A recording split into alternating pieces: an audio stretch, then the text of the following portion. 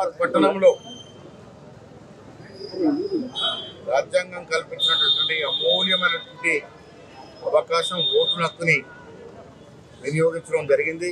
2.5 గంటల్లో జరిగిన ఓట్ల శాతం చూస్తే కొంచెం తక్కువగా ఉంది.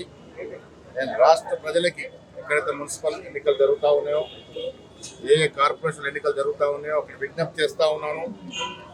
ఓటు హక్కు అనేది ఒక అమూల్యమైనటువంటి వరం, రాజ్యాంగం ఇచ్చినటువంటి వరం.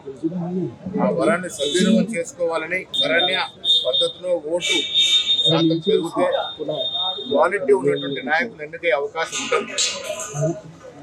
అందుకే నేను రాష్ట్ర ప్రజలకి, నిజామాబాద్ పట్టణ ప్రజలకు విజ్ఞప్తి చేస్తా ఉన్నాను.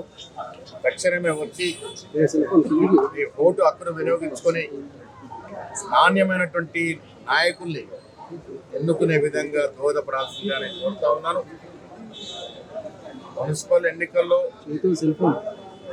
బీజేపీ వారు చాలా చోట్ల మతం పేరిట ప్రజల్ని రెచ్చగొట్టే ప్రయత్నాలు చేశారు, ఇంకా చేస్తూనే ఉన్నారు.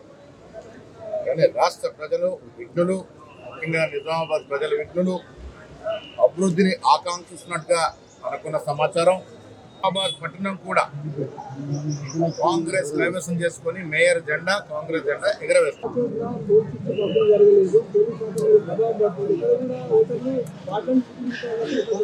ఆ ఇబ్బందులు మా దృష్టి కూడా వచ్చాయి. ఓటర్స్ సరిగా పంపకంగా జరగలేదని నేను ప్రజలు విజ్ఞప్తి చేస్తా ఉన్నా.